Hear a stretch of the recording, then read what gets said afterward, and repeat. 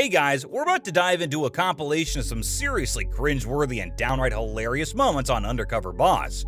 You know that show where big shot CEOs go undercover to experience life on the front lines of their own companies? Well, let's just say that when bosses try to blend in with their employees, things don't always go as planned. I was feeling like people were starting to maybe think, who is that guy? It was just uncomfortable. From awkward encounters to unexpected blunders, get ready to witness some of the most embarrassing moments caught on camera. Messed them up. Got a jam up over here. So sit back and prepare for a roller coaster of laughs and secondhand embarrassment as we delve into embarrassing moments on Undercover Boss. Talking about embarrassment, what can be more embarrassing than the CEO himself not knowing how to keep up with the pace? Golf clubs are the heart and soul and bread and butter of what they do at the tailor-made factory. But was this CEO, Mark King, able to perfect them? We have to do this a little bit faster. As you can see, you should just stop the wheel. Okay. Put it in. It all goes together, huh? Yeah, it all goes together. While the CEO was working on perfecting the art of assembling the clubs, his employees started getting frustrated because work has never been slower. What people are doing is they're staring. There were people actually walking from other departments to look at me, so I'm really nervous that they're going to recognize me. Oh man, let me tell you, it's like he had a secret identity, but he couldn't quite keep it under wraps. As the CEO of his own company, he thought he could pull off going incognito, but things quickly went sideways. The pressure to perform and the fear of being exposed add up, and you can practically see the embarrassment written all over his face. Yeah, I think you busted me. You recognize me? You recognize me? Poor Mark struggling to keep it together as his undercover mission gets increasingly cringe. The fact that none other than Mark himself, CEO of his own damn company, is not getting the hang of it is just pure embarrassment. You weren't supposed to. Well, it's nice meeting you. Nice to meet you. Nice to meet you. Nice to meet you. Eventually, him not being able to work properly caused so much chaos and caught the unwanted attention that eventually he was busted, and the undercover failed in here. Talking about failures and fumbles, our next CEO fumbled his own company name. And if that wasn't embarrassing enough, a customer said something to him that he took to heart. You picked a bad shift for first night. David, the owner of White Castle, decides to work on ground level of the most busy store in his company. This CEO had his fair share of bloopers, starting right from the get-go. An order of chicken wings. Order what? Chicken rings. That's the. Oh, I thought you said chicken wings. Oh, you won't believe the bloopers and blunders that unfolded. David stepped into the heart of the action during rush hour, ready to take on the challenge. But little did he know he was about to embark on a journey filled with embarrassing moments and jaw-dropping mishaps.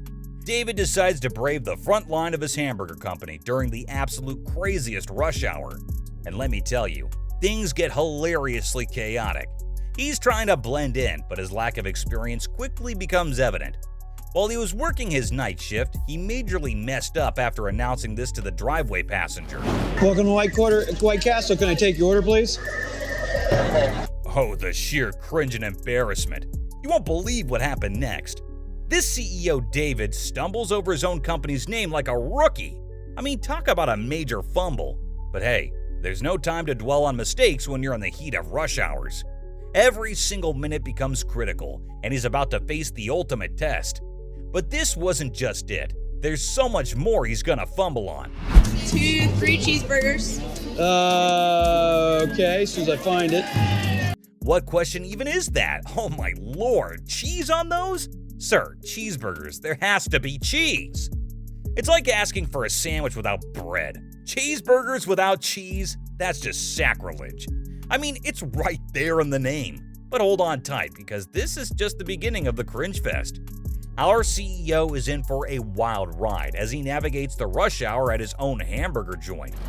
Working a night shift, you really have to be the king of multitasking because you're taking orders, making drinks, handing out food, collecting money. As the clock ticked and the pressure mounted, David found himself stumbling through tasks that should have been a piece of cake for a CEO.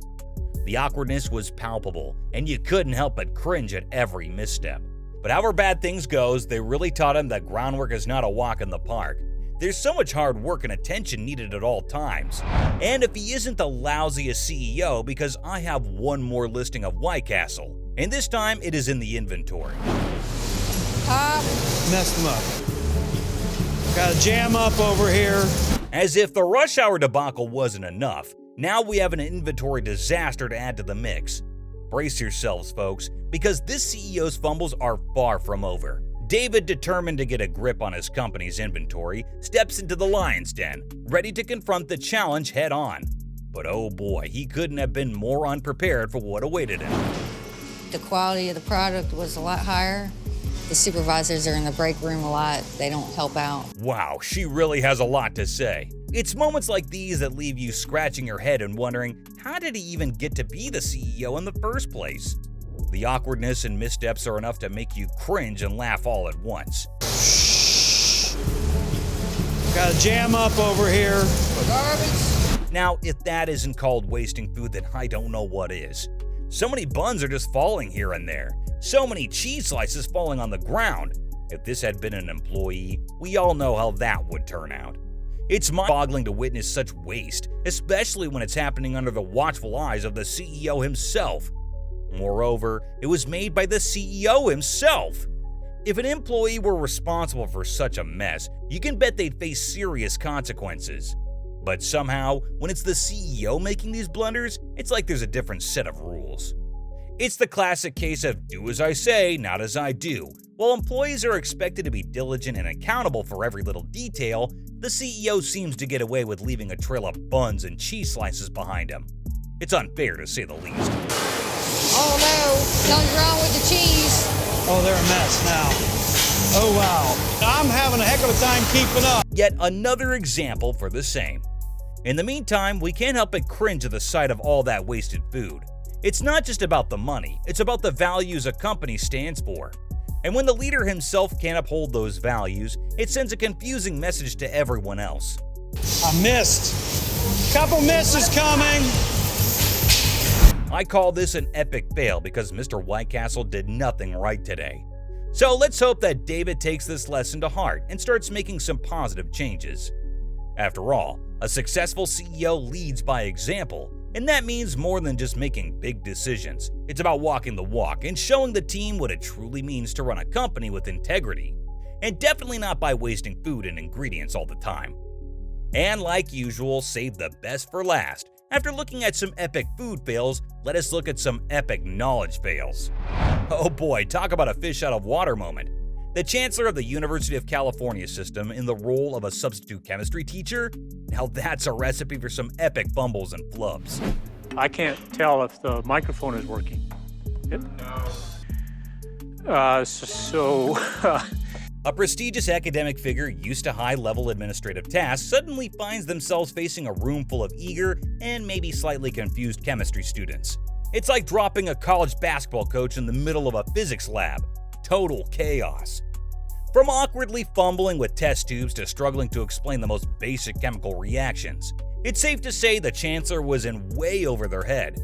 Chemistry equations turned into a jumble of letters and numbers, and the students' eyes widened in disbelief.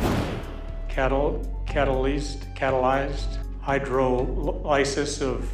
Okay, yup, that gave me some secondhand embarrassment. But hey, let's give the Chancellor some credit for even attempting this brave feat. It takes courage to step out of your comfort zone and into the unpredictable world of substitute teaching. But as they say, not everyone is cut out to be a teacher, and this experience was a clear testament to that. Of butyl acetate. Okay. I think he said 1 out of 10 words correctly. Yes, sir, maybe we should stop here with the clips because I feel low-key bad for him. In the end, maybe it was a humbling experience for the Chancellor. A reminder that expertise in one area doesn't automatically translate to proficiency in another. And you know what they say, you win some, you lose some. Well, in this case, it's safe to say this was a definite L for the Chancellor. But hey, that's what makes Undercover Boss so entertaining. Seeing high-ranking individuals attempt jobs they're not accustomed to. It's a humbling experience. And there you have it, folks, a roller coaster ride of cringe-worthy and downright embarrassing moments on Undercover Boss. From CEOs struggling to keep up with their own companies to unexpected encounters with curious customers and employees, this show has provided us with a hilarious and humbling look at what happens when big-shot executives step out of their comfort zones. Stay tuned for more such episodes of Undercover Boss, where each adventure promises new laughs, jaw-dropping moments, and a whole lot of unexpectedness. Until then, subscribe to get notifications on every upload. And remember, it's okay to have embarrassing moments, they just make us all the more relatable. Do let us know in the comments what was your favorite moment from today, or if we should get a part 2. Peace out.